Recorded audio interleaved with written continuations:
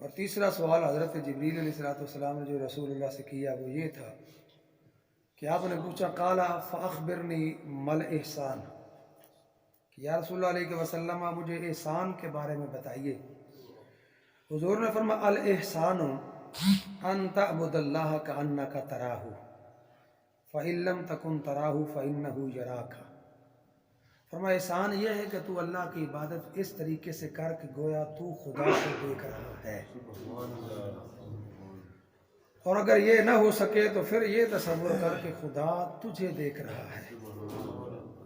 اب یہ ہے احسان، اور اسے صوفیاء مراقبہ کہتے ہیں کہ اللہ تبارک و تعالیٰ کی عبادت اس طریقے سے کرنا کہ خدا کو یہ دیکھ رہا ہے۔ اب یہ ہے مراقبہ کہ ہر وقت ساری دنیا سے کٹ کر اس خدا کا ہو جانا اور اپنی پوری توجہ خدا کی طرف لگا دینا، اور پوری کائنات کو باقی ہر چیز کو دل سے نکال کر پوری توجہ اس کی طرف لے جانا، اس کو مراقبہ کہا جاتا ہے صوفیاء کی نظر میں۔ آپ کو مثال دیتا ہوں، حضرت استاذ ابو علی دقاق رحمۃ اللہ تعالی علیہ وہ فرماتے ہیں کہ ایک امیر تھا اور اس کا ایک وزیر تھا۔ ایک دن اس کے سامنے، اس وزیر کے سامنے کوئی بچہ کھڑا ہو گیا، اس کی نظر اپنے بادشاہ سے ہٹ کر اس کی طرف ہو گئی۔ بادشاہ نے اس کی اس حرکت کو دیکھ لیا۔ جب اس نے دیکھا تو وزیر سوچنے لگا کہ اگر بادشاہ کو میں جتنی بھی دلیل دوں گا کہ میں نے تو ویسے ہی دیکھا ہے تو وہ تو نہیں مانے گا، لہذا اس نے اسی طریقے سے اپنے بادشاہ کی طرف توجہ کے ساتھ دیکھنا شروع کر دی۔ جب بادشاہ کی طرف توجہ کی، اب جدھر بادشاہ توجہ کرتا یہ ادھر کرتا، جدھر بادشاہ کی طرف نظر ہٹ جاتی اس کی بھی ہٹ جاتی۔ اب بادشاہ کو یہ پتہ چل گیا کہ یہ میرے علاوہ کسی کو نہیں دیکھتا۔ فرماتے ہیں کہ یہ ہے مثال مراقبے والے کہ جس چیز کی طرف اللہ توجہ کرے یہ بھی اس کی طرف دیکھے۔ جو چیز اللہ کی خواہش کی، جس چیز کی اللہ کو خواہش ہو، اللہ چاہتا ہو کہ یہ کام ہو، یہ بھی وہی کام کرے، اور جو چیز اللہ کی ناراضگی کا باعث بن جائے، جس چیز سے اللہ ناراض ہوتا ہو، یہ اس چیز کی طرف ذرا برابر بھی توجہ نہ کرے، یعنی ہر وقت اللہ تبارک و تعالیٰ کی طرف توجہ کر کے اور اس کے فیض کا انتظار میں رہنا، اور اس کے فیض کو کوشش کرنا اپنی طرف کھینچنے کی، اپنی طرف لینے کی، اپنے قلب پر اس کو وارد کرنے کی، اس کو مراقبہ کہا جاتا ہے۔ یہ ہے بزرگوں کا مراقبہ۔ وہ فرماتے ہیں، اس کی مثال دیتے ہیں کہ ایک بادشاہ تھا، اس کا ایک وزیر تھا۔ وہ وزیر چونکہ اس کا بڑا پیارا تھا، اسے بڑی اس سے محبت تھی کیونکہ وہ سمجھدار تھا۔ جو دوسرے تھے نا، دوسرے لوگ وہ اس سے جلتے رہتے تھے کہ یہ جی اس کی طرف ہی بادشاہ توجہ کرتے ہیں، ہماری طرف کرتا ہی نہیں ہے۔ ایک دن بادشاہ نے ان سب کو ساتھ لیا، ایک جنگل میں چلے گئے، سامنے ایک پہاڑ تھا۔ بادشاہ نے تھوڑی دیر دل کی طرف نظر جھکائی اور پھر پہاڑ کو دیکھا اور پھر نظر جھکا لی۔ کہا نہیں ہے کسی کو کہ یہ کام کر، کہا نہیں ہے۔ جب اس پہاڑ کی طرف توجہ کی تو وہ جو وزیر تھا، اس کا جو نوکر تھا، بڑا جو اسے بڑا چہتا تھا، بڑا پیار، وہ دوڑ کے کر گیا اور اس نے پہاڑ سے برف لائی اور بادشاہ کے سامنے رکھ دی۔ اب بادشاہ کہنے لگا میں نے تو تمہیں نہیں کہا کہ تم وہ پہاڑ کی جو ہے وہ برف لے کر آؤ، تم کو کیسے معلوم ہو گیا کہ مجھے برف چاہیے؟ اب اس نے آگے سے جواب دیا، بات اصل میں یہ ہے کہ چونکہ بادشاہ کی نظر کسی چیز کی طرف بغیر کسی مقصد کے نہیں پڑتی، اس لیے میں نے آپ کی توجہ کی طرف، میں تو آپ کو دیکھ رہا، باقی تو کسی اور چیزوں کی طرف دیکھ رہے تھے۔ اب اس کی نظر بادشاہ پر تھی، جو ہی اس نے نظر کی تو اس کے ذہن میں گیا کہ اس کی خواہش ہے کہ برف لائی جائے، میں نے لا کر رکھ دی۔ وہ فرماتے یہی مثال ہے کہ یہ خدا کے راضی ہونے پر راضی رہے، یہ دیکھے خدا کیا چاہتا ہے، بس اس کی طرف دھیان رہے، جو وہ چاہتا ہے وہ کرے، یہ مراقبہ ہے۔ اب یہ بندہ خاص ہے۔ حضرت عبداللہ بن عمر رضی اللہ تعالیٰ عنہ کہیں سے گزر رہے تھے تو ایک چرواہ بکریاں چرا رہا تھا، غلام۔ آپ نے فرمایا ایک بکری مجھے دے دے، کیوں تھا؟ اس نے کہا جی میں اس کا مالک نہیں ہوں، میں تو ایک چرواہا ہوں، غلام ہوں، یہ میرے آقا کی بکریاں ہیں، میں نے ان سے پوچھا نہیں۔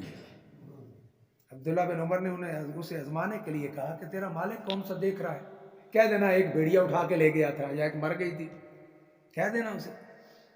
فرمایا اچھا مالک نہیں دیکھ رہا؟ آپ نے فرمایا نہیں۔ فرمایا مالک نہیں دیکھ رہا، وہ مالک تو دیکھ رہا ہے نا، وہ تو کبھی غائب نہیں نا۔ ہم دنیا سے ڈر کر گناہ چھوڑتے ہیں، خدا سے ڈر کر نہیں چھوڑتے۔ خدا سے ہم ڈر کر گناہ نہیں چھوڑتے کہ خدا سے ڈریں، ہم دنیا سے ڈرتے ہیں۔ اگر دنیا سے یاد فلاں دیکھ رہا ہے، کبھی یہ نہیں سوچا خدا دیکھ رہا ہے، خدا دیکھ رہا ہے۔ وہ کہتے ہیں نا، ایک بادشاہ تھا، اس کا ایک وزیر تھا، اور کئیوں نے تو لکھا ہے کہ وہ سلطان محمود غزنوی تھے اور ان کا خلیفہ ایاز تھا، لیکن رسالہ کشیریہ میں انہوں نے ایک بادشاہ کا ذکر کیا۔ اس کا ایک وزیر تھا، اب لوگ اس سے بڑے جلتے تھے۔ ایک دن بادشاہ نے کہا کہ فلاں جگہ پہ خزانہ بانٹا جا رہا ہے، جاؤ بھی سارے لے کے آؤ۔ سارے وزیر دوڑ گئے خزانے کی طرف، وہ کھڑا رہا۔ بادشاہ نے اس سے پوچھا کہ تو کیوں نہیں گیا خزانہ لے، تجھے ضرورت نہیں تھی؟ اس نے کہا جی شاید اس سے زیادہ ضرورت ہے، لیکن اس نے کہا پھر خزانہ لینے کے لیے کیوں نہیں گیا؟ اس نے کہا اس لیے نہیں گیا کہ میری تو نظر ہی خزانے والے پر ہے۔ سبحان اللہ۔ میں آپ کو چھوڑوں گا تو کہیں جاؤں گا نا، مجھے تو خزانے والا چاہیے، آپ چاہیے، مجھے خزانہ نہیں چاہیے۔ جب خزانے والا ہی میرا ہے تو مجھے اور کسی چیز کی ضرورت نہیں۔ سبحان اللہ۔ کیا ہے کہ ہم خزانے والے کو نہیں دیکھتے یار، خزانے والے کو نہیں دیکھتے، خزانے کو دیکھتے ہیں۔ کاش ہم خزانے والے کو دیکھیں اور خدا کے ہو جائیں، اور ہر وقت توجہ کے ساتھ اللہ کی طرف اپنی ساری توجہ مبذول کر دیں۔ اور توجہ اللہ کی طرف کیسے کرنی، بزرگوں نے اس کا بھی واقعہ لکھا ہے، ہر چیز کا ایک حل ہوتا ہے۔ بزرگ لکھتے ہیں کہ جو بلی ہے نا، بلی، اس کی طرف دیکھا کرو کہ جب اس کے سامنے اس کا شکار ہوتا ہے نا، وہ آنکھ بھی نہیں جھپکتی۔ کسی نے ان سے سوال کیا کہ جی آپ نے خدا کو کیسے پایا، خدا کو کیسے پایا؟ انہوں نے کہا کہ بلی سے۔ پوچھا کیوں؟ فرمایا میں نے دیکھا کہ ایک شکار جا رہا چوہا ہے اور بلی اس کی طرف گھات لگائے بیٹھی ہے، اس نے آنکھ بھی نہیں جھپکی کہ کہیں ادھر ادھر میرا دھیان گیا تو یہ دوڑ نہ جائے، شکار میرا نس نہ جائے۔ تو فرمایا میں نے اسی سے پکڑا کہ میں اپنے خدا کی طرف توجہ کیوں نہ کروں، اس کی طرف توجہ ہٹاؤں ہی نہ۔ جب سے میں نے اللہ کی طرف توجہ کی، اللہ نے میری طرف توجہ کر لی، خدا میرا ہو گیا۔ دوستو ہم اللہ سے ہٹ چکے ہیں یار۔ ہم تو نماز بھی فارمیلٹی پوری کرنے کے لیے پڑھتے ہیں، وہ جو نمازوں کی چس ہے، وہ سکون ہے، وہ ہمیں نہیں آتا۔ وجہ کیا ہے؟ وجہ ہے ہم نے خزانے والے کو چھوڑ دیا ہے۔ خزانے والے کے پیچھے دوڑو یار، خزانے کے پیچھے نہ دوڑو، خزانے والے کے پیچھے۔ اس لیے مجدد الفسانی رحمۃ اللہ علیہ مکتوبات امام ربانی میں نقل کیا، ان سے کسی نے سوال کیا کہ کوئی بندہ جو ہے، کسی بندے کا ایک کا مرید ہے، وہ کہتے ہیں دوسرے کا ہو سکتا ہے؟ ہمارے یہاں تو ہے نا جفے ڈالے، اور نہیں وہ دینا چاہیے۔ یہ نفس پرستی کا دور آ گیا، ورنہ پہلے بزرگوں کو دیکھو تو کئی کئی جگہ پر انہوں نے جا کر فیض حاصل کیے۔ اب جانے نہیں دیتے، مریدوں کو گھیرا ڈالا ہوا صرف کھانے کے لیے، اپنے آستانے بچانے کے لیے، دنیا بچانے کے لیے، کسی نہ کسی طریقے سے مال مل جائے، مال مل جائے۔ میں تو اکثر یہ کہا کرتا ہوں کہ غریب جو ہے نا، غریب، یہ مرید والا بھی کوئی نہیں حال ہوتا، غریب مرید کا بھی کوئی کھاتا نہیں۔ وہ ڈھولکی بجانے کے لیے وہ ہوتا ہے، پیر کی تشہیر کرنے کے لیے بیچارہ وہ ہوتا ہے، اور جو آگے ساتھ بیٹھنے والے ہیں وہ مال والے ہوتے ہیں، ان کو تو سرک کر پیر اپنے ساتھ بٹھا رہا ہے، اور غریب بیچارہ اس کو درود پڑھنے پہ لگایا ہوا ہے، پڑھ بھی لے 1 لاکھ مرتبہ درود پاک، لیکن نمبر وہ لے جاتا ہے، بازی وہ لے جاتا ہے۔ کیونکہ جس کے دل میں جتنا اخلاص ہوگا نا، ظاہر ہے اسے اتنا کمال تو نصیب ہوگا نا، کیونکہ اس کے دل میں اخلاص ہے۔ تو یہ سارا کچھ پہلے ایسا نہیں ہوتا تھا۔ مجدد پاک رحمۃ اللہ علیہ سے پوچھے آپ اپنے پیر کے ہوتے ہوئے بندہ کسی کا مرید ہو سکتا ہے؟ انہوں نے فرمایا مقصود اللہ کی محبت ہے، مقصود پیر نہیں ہے، ورنہ یہ شرک ہوگا، یہ تو پھر پیر پرستی ہوئی نا، خدا پرستی تو نہ ہوئی۔ فرمایا جو پیر ہے یہ تو وسیلہ ہے، اس نے تو اس کی دل کی تار کو اس عرش کے ساتھ جوڑ کے دینا ہے، اور اگر جوڑ نہ سکے اسے فائدہ نہ ہو تو فرمایا انکار اس کا نہ کرے، اس کا ادب کرتا رہے، اس کا انکار نہ کرے، اور کسی اور جگہ پر جا کر جہاں اس کا فیض اس کے مقدر میں لکھا ہے وہاں حاصل کر کے اللہ کی محبت تک پہنچے، اپنی بیماری کا علاج کروائے۔ تو یہ دوستو احسان ہے کہ رب کی عبادت ایسے کر کے گویا تو خدا کو دیکھ رہا ہے، اور جب تک یہ تیرا حال ہوتا ہے نا پھر دیکھ کمال کتنا ہے۔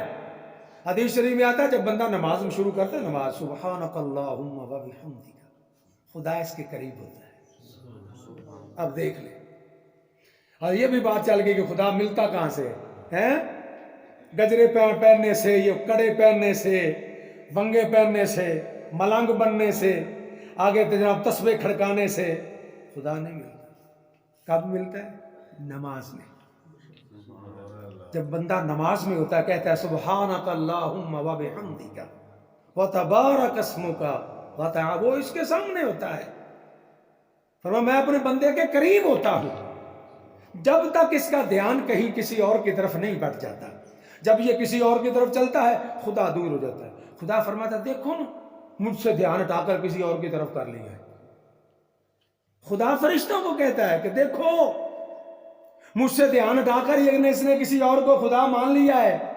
پتہ نہیں کہاں بیٹھے ہو، مجھے نہیں سمجھ آ رہی ہے۔ یہ ہے خدا، وہ تو اپنے بندے کے قریب رہنا چاہتا ہے یار، اس کو پاؤ تو صحیح نا۔ اور اسی بات کو مراقبۃ الحق علی دوام الاوقات، صوفیہ فرماتے ہیں ہر وقت اللہ کو نگاہ میں رکھنا، یہ ہے مراقبہ، کہ ہر وقت خدا میرے سامنے ہے۔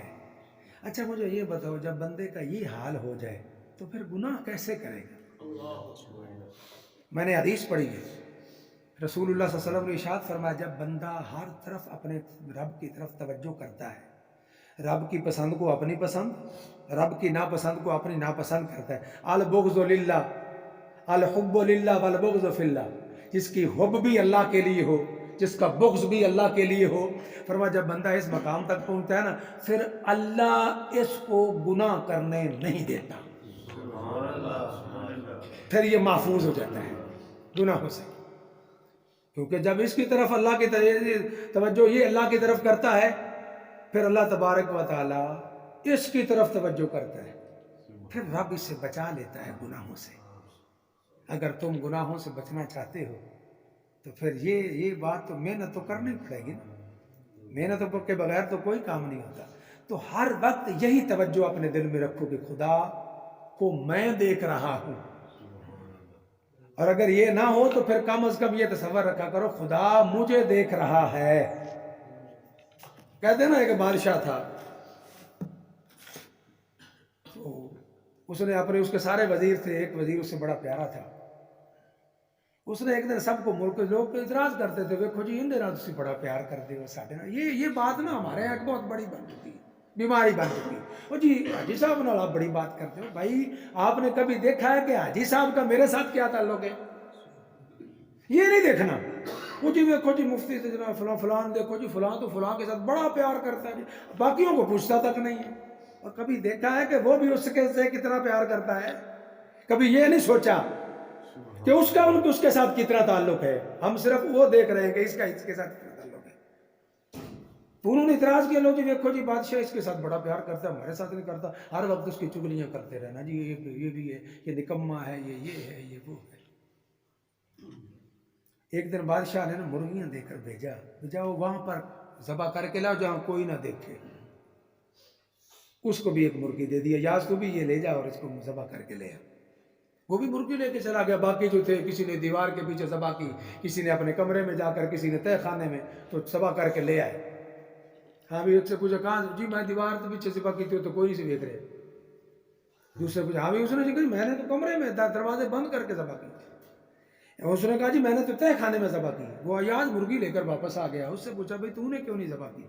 اس نے کہا جی آپ نے کہا تھا وہاں ذبح کرنا جہاں کوئی نہ دیکھے، میں کمرے میں گیا، میں دیوار کے پیچھے گیا، میں فصلوں میں گیا، میں تہہ خانے کے نیچے گیا، سارے دروازے بند بھی کیے، لیکن ایک ذات تھی جو مجھے دیکھ رہی تھی۔ اس نے کہا وہ کون؟ فرمایا خدا کی ذات تھی جو مجھے دیکھ رہی تھی۔ جب بندہ اس حد تک پہنچ جائے نا پھر ہے خدا بندے سے خود پوچھے بتا تیری رضا کیا ہے۔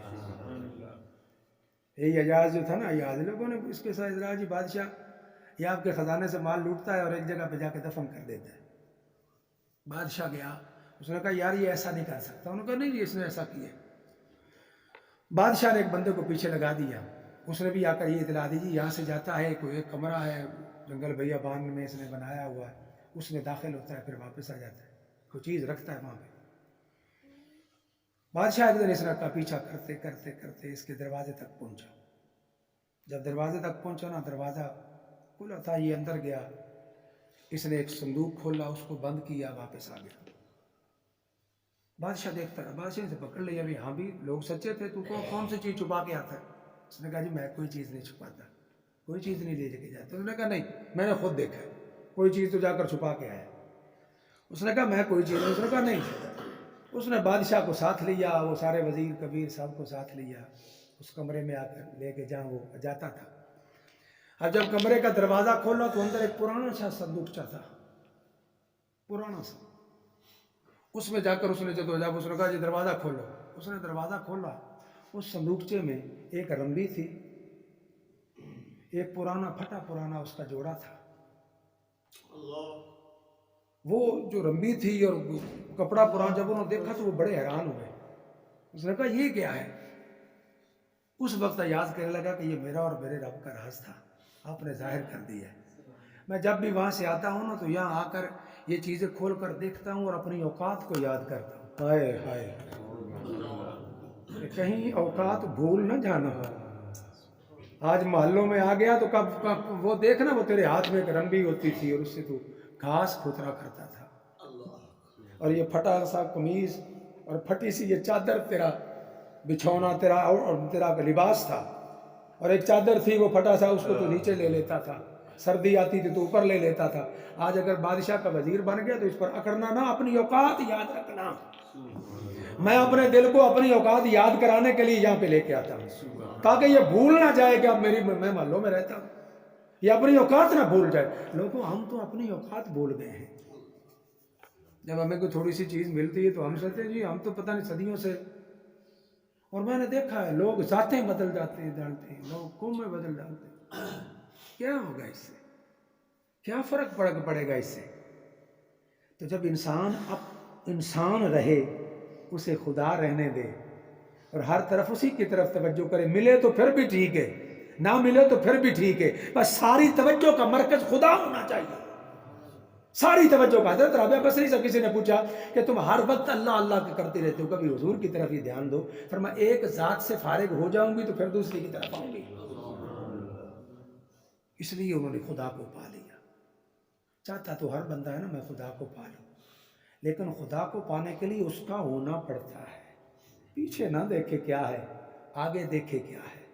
جب ساری توجہ کا مرکز خدا ہو جائے گا، پھر خدا بندے سے خود پوچھے بتا تیری رضا کیا ہے۔